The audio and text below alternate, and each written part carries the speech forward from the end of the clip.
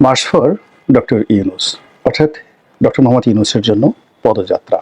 অতীতে আমরা March for democracy বা March for many many things, অনেক বিষয়ে নিয়ে আমরা শুনেছি। কোনো একজন মানুষকে ক্ষমতায় রাখার জন্য, তাও রাষ্ট্রীয় পর্যায়ে, মার্চ ফর ইউনূস শুরু হচ্ছে। ইতিমধ্যে ছাত্রদের যে সংগঠন, অবশ্যই সেটি সমন্বয়কদের সংগঠন, তারা বাংলাদেশের বিভিন্ন জায়গাতে ক্ষুদ্র পরিসরে মার্চ ফর ইউনূস করেছেন। ইটস এ টেস্ট কেস, এবং এটা আরও বৃহত্তর পরিসরে শুরু হবে, এবং এটির যে ব্যাপকতা, এই ব্যাপকতা আগামীতে পুরো রাজনীতির গতি এবং প্রকৃতি পাল্টে দেবে। এবং মার্চ ফর ইউনূসের এই ব্যাপকতায় সমগ্র বাংলাদেশ কেঁপে উঠবে, এবং পার্শ্ববর্তী রাষ্ট্র ভারত, তারা হতচকিত হয়ে পড়বে। এও কি সম্ভব? এবং বিশ্ব কিন্তু অবাক বিস্ময়ে তাকাবে। এটির ফলে আমাদের রাজনীতির গুণগত কোনো পরিবর্তন হবে কিনা, দেশের কোনো কল্যাণ হবে কিনা, এটি এই মুহূর্তে বলা যাচ্ছে না। কিন্তু ইতিমধ্যেই যেটি হয়ে গেছে, রাজনীতিতে যে বিভাজন অনিবার্য হয়ে পড়েছে, যে সংঘাত অনিবার্য হয়ে পড়েছে, সেক্ষেত্রে ডক্টর মোহাম্মদ ইউনূস তিনি তার নিজের পক্ষকে ভারী করার জন্যে, তার পক্ষের লোকজনকে রাস্তায় নামানোর জন্যে ইতিমধ্যে যে কয়টি টেস্ট কেস তিনি উপস্থাপন করেছেন, শতভাগ তিনি সফল হয়েছেন। আর তার উল্টো দিকে তার বিরুদ্ধে রাস্তায় নামার জন্য বিভিন্ন মানুষ পরিকল্পনা করছেন, বিভিন্ন প্রতিষ্ঠান হুমকি দিচ্ছেন, বিভিন্ন অর্গানাইজেশন, সংগঠন, যারা অত্যন্ত দৃঢ় প্রত্যয় এবং দৃঢ় বিশ্বাসে তারা বলিয়ান যে তারা যদি রাস্তায় নামে, সেক্ষেত্রে ডক্টর মোহাম্মদ ইউনূসের পক্ষে সরকার পরিচালনা করা কঠিন হয়ে যাবে।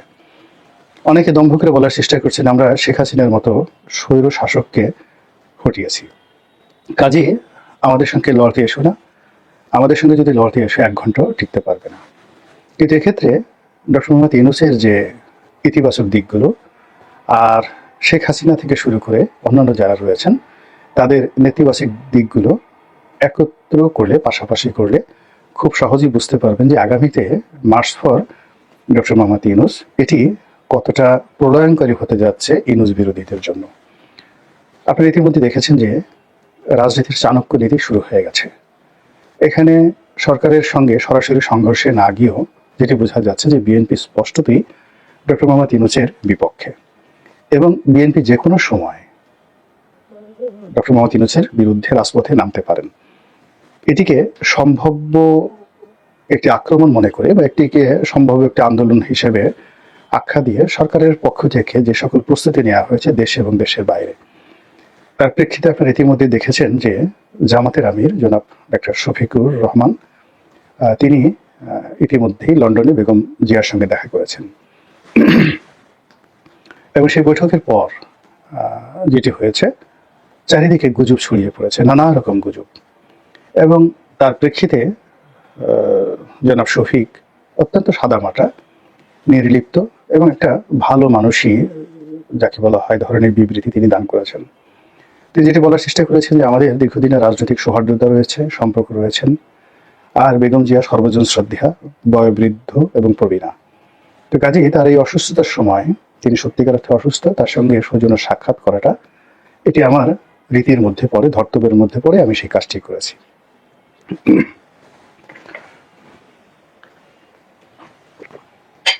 অন্যদিকে যেটা হলো, তিনি বাংলাদেশে আসার পরে যে সকল পত্রপত্রিকায় খবর এলো, সেগুলোকে তিনি কোনো রকম পাত্তা দিলেন না।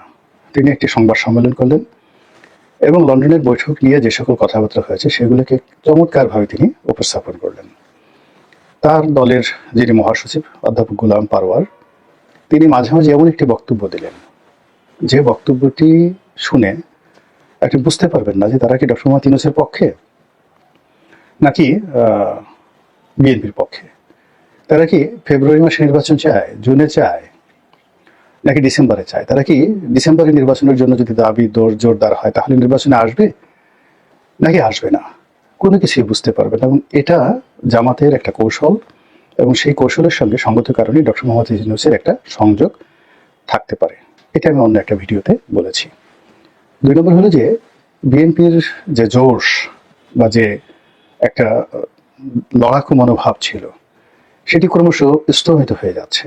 পার্টির মধ্যে পারস্পরিক বিরোধ, পার্টির মধ্যে পারস্পরিক যাকে বলা হয় অবিশ্বাস, এবং পার্টির অনেক নেতাকে বিভিন্নভাবে ট্যাগ দিয়ে, উনি তারেক রহমানপন্থী, উনি বেগম জিয়াপন্থী, উনি জামাতপন্থী, উনি ভারতপন্থী, উনি পাকিস্তানপন্থী, এই ডিভাইড অ্যান্ড রুল সরকার কিছু করেছে কি করেনি, বা কোনো গোয়েন্দা সংস্থা করেছে বা করেনি, ডাজ নট ম্যাটার। মূল ব্যাপার হলো এই বিভক্তিটা বিএনপিতে চলে এসেছে।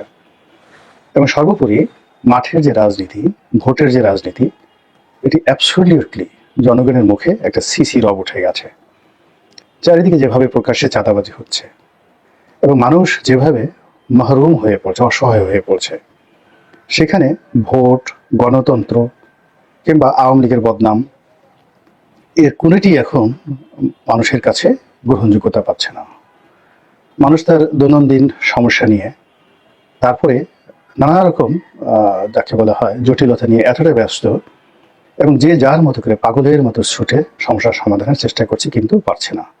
আর তার উপরে যখন রাজনীতির যে চাঁদাবাজি, এই জিনিসগুলো হচ্ছে, আর স্পষ্টত যে দলের বিরুদ্ধে চাঁদাবাজির অভিযোগ আসছে, সেই দলের যারা লোকজন ভোটের নামে এলাকাতে ঘোরাফেরা করছে, জনসংযোগ করছে, এবং 4-5 জন লোক এক একটি এলাকাতে নির্বাচনের জন্য 4-5 রকমের মেরুকরণ তৈরি করে ফেলেছে, সেখানে রীতিমতো জনরোষ তৈরি হয়ে গেছে। ডক্টর মোহাম্মদ ইউনূস ইতিমধ্যে যে কাজটি করেছেন সেটা হলো তিনি ইসলামপন্থী যারা আছেন তাদেরকে তার পক্ষে টেনে নিয়েছেন। অর্থাৎ এখানে জামাতের সঙ্গে অন্যান্য ইসলামপন্থীদের রাজনৈতিক বিভেদ থাকতে পারে, কিন্তু ডক্টর মোহাম্মদ ইউনূসের ব্যাপারে সমস্ত ইসলামপন্থীদের একটা ভীষণ রকম যাকে বলা হয় সফটকর্নার রয়েছে। এবং এখানে যেটি ফিলিস্তিনের জন্য হলো মার্চ ফর ফিলিস্তিন, এতগুলো বিশাল সমাবেশ বাংলাদেশে নিকট অতীতে হয়নি। তো আগামীতে যদি বৃহত্তর পরিসরে মার্চ ফর ইউনূস হয় এবং সকল যাকে বলা হয় ইসলামপন্থীরা যদি রাজপথে নামেন, ওটাকে মোকাবিলা করার শক্তি বাংলাদেশে কোনো রাজনৈতিক দলের নেই। বোঝার চেষ্টা করুন, বিএনপি যদি ইউনূস বিরোধী একটা সমাবেশ করে, কত লোক হবে পল্টন ময়দানের, বা ধরুন সরোয়ার্দী উদ্যানে, কিংবা ধরুন বিএনপি অফিসের সামনে।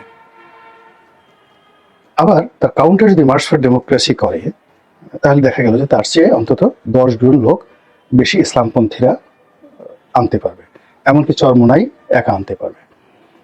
তো সেক্ষেত্রে দেখা যাচ্ছে যে ভোটের মাঠে বিএনপির সঙ্গে হয়তো তারা পারবে না, কিন্তু মার্চ ফর ইউনূস অথবা ইউনূস হটাও, এই দুটো বিষয় নিয়ে যদি রাজনৈতিক দলগুলো পরস্পরের মুখোমুখি দাঁড়িয়ে যায়, সেই ক্ষেত্রে ইসলামপন্থীদের যে সমাবেশটা, এটি মার্চ ফর ফিলিস্তিন এই ধরনের একটি সমাবেশে রূপ নেবে।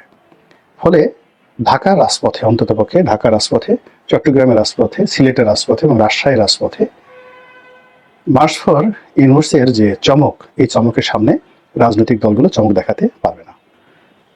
এর ফলে এই যে মার্চ ফর ইউনূস ক্ষুদ্র পরিসরে বিভিন্ন জায়গাতে হচ্ছে, এটি টেস্ট কেস, এবং আগামী জুন, জুলাই, আগস্টে দেখা যাচ্ছে যে এটি যখন বৃহত্তর পরিসরে চলে যাবে, তখন এই যে চাঁদাবাজির অভিযোগ, অন্যান্য যে সকল অবিশ্বাস রাজনৈতিক দলের মধ্যে রয়েছে, সেগুলো ক্রমশ বাড়তে থাকবে। আর অন্যদিকে ইউনূসের যারা পক্ষের লোকজন আছে, তারা শক্তিশালী হতে থাকবে।